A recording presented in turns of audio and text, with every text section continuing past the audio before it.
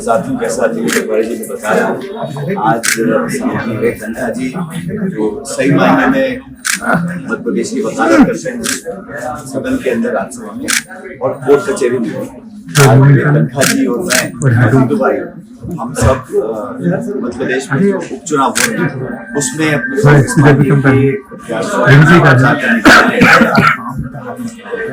असल बात है मध्य प्रदेश में जैसे चुनाव हुआ सरकार बनी, सरकार के गठन के बाद जिन उम्मीदों को लेकर जनता ने वोट डाले थे, जिन मोदी गारंटीज को और जिन मैनिफेस्टो को लेकर जनता के बीच में गए थे 11-12 इसी सूरत में भी इस नई सरकार ने उन वादों पर खरा उतरने की कोशिश भी नहीं करी। अगर सरकार सच्चे मन से कोशिश करती और नाकाम रहती हम समझ सकते हैं।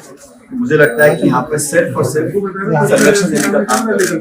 पहले से लोगों का शिकंजा था, सचिवालय से लेके ठेकों पर, व्यवसाय करने वालों पर, जो लोगों की गठजोड़ से जो संपत्ति को अर्जित करने का जो काम करते थे उसी सिंडिकेट को आगे बढ़ाने का ये काम कर रहे हैं।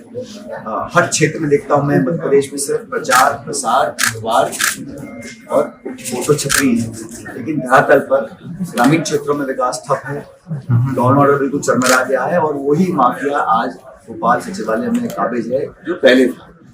तो इस सरकार में क्योंकि अब सत्ता के केंद्र बहुत सारे हो गए इसलिए खिंचाव और तनाव सत्ता में भी है, प्रशासन में भी है, उसका खामियाजा प्रदेश जनता को उठाना पड़ रहा है। जहां तक देश की बात है, आप सब जानते हैं कि 4 जून 2024 में जो परिणाम आए लोकसभा के और जो लोग दावा करते थे 300 पार, 400 पार, 500 पार, उनके घमंड और अहंकार को देश की जनता ने एक करारा जवाब दिया।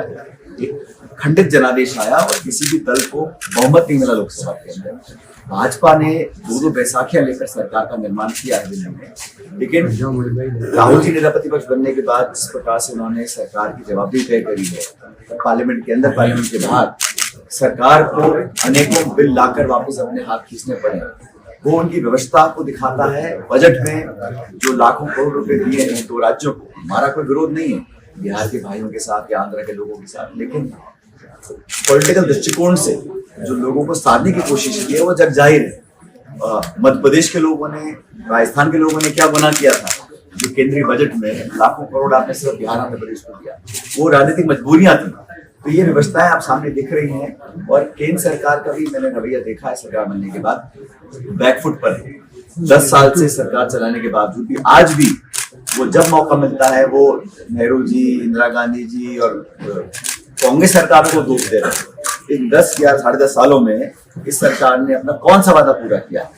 आज किसान परेशान है, शिक्षित नौजवान बेरोजगारी से जूझ रहा है, महंगाई आसमान छू रही है और सबसे बड़ी चिंता का विषय है कि जो खाई है अमीर गरीब की वो लगातार बढ़ती चली जा रही है। चंद लोगों को फायदा पहुंचाने के लिए, जैसा कल राहुल गांधी जी ने एक लेख लिखा है और बड़ा वो मार्मिक और स्पष्ट लेख है कि देश में प्रतिस्पर्धा का माहौल खत्म हो रहा है।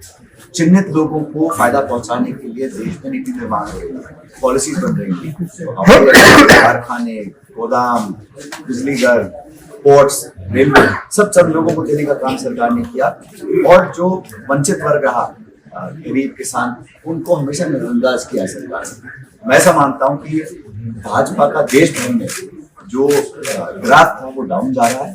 अब महाराष्ट्र में चुनाव है, झारखंड में चुनाव है, मैं कल परसों जमशेदपुर में था, महाराष्ट्र में प्रचार कर आया हूँ। दोनों राज्यों में इंडिया गठबंधन की सरकार बनने जा रही है और मुझे बड़ा अफसोस होता है जब बड़े जिम्मेदार पदों पर बैठे लोग हल्की भाषा का प्रयोग करते हैं। लोकसभा चुनाव में कहा गया था कि कांग्रेस का राज आ जाएगा तो बहनों के मंगलसूत्र छीन लिए जाएंगे, आपकी भैंस चोरी कर ली जाएगी और अब इस प्रकार की बातें बोली जा रही हैं। उत्तर प्रदेश के मुख्यमंत्री बटेंगे तो कटेंगे और मैंने कल कहा हम सब कांग्रेसी सकारात्मक नारा देना चाहते हैं। हम कहते हैं पढ़ेंगे तो बढ़ेंगे, नौजवानों को इस प्रकार के संस्कार देने चाहिए। तो ध्रुवीकरण करना, टकराव पैदा करना, द्वेष की भावना, हीन भावना पैदा करना और राजनीतिक आक्रमण करना, विरोधियों की आवाज दबाने के लिए सत्ता का दुरुपयोग करना, एजेंसीज का दुरुपयोग करना, ये जनता कूद चुकी है और दो निर्वाचित मुख्यमंत्री को अपने जेल में डाला। मैं झारखंड होकर आया हूँ, वहां पे एक तरफा हवा चल रही है कांग्रेस की गठबंधन की सरकार बनाने की, क्योंकि जो अति लोग कर रहे हैं उससे लोग कूद चुके हैं, समझ चुके हैं कि ये सिर्फ दिखावा है और सत्ता का दुरुपयोग जिस भयानक तरीके से हो रहा है उसको कोई समझदार नागरिक पसंद नहीं कर सकता। तो मैं तो मध्य प्रदेश में एक मजबूत विपक्ष के रूप में कांग्रेस पार्टी काम कर रही है। नीतू पटवारी हमारे नौजवान साथी हैं और सुचारू तरीके से हर जिले में जाकर कार्यकर्ताओं को जोड़ने का काम कर रहे हैं। और जैसा मैंने पहले कहा, एक भाई हमारे बहुत संजीदा और एक सुलझे हुए वकील और एक सांसद हैं और मध्य प्रदेश के हितों के लिए कभी कॉम्प्रोमाइज इन्होंने नहीं किया है। तो इस भावना के साथ हम काम कर रहे हैं। जहाँ उपचुनाव है वहां पर भी हम अच्छा परफॉर्म करेंगे और जो नई पीढ़ी है वो अब मध्य प्रदेश की सरकार को देख के बहुत लंबा अरसा हो चुका है और इस उपचुनाव के माध्यम से एक नई शुरुआत होगी बदलाव की, जिसका कल्मिनेशन 2028 में होगा।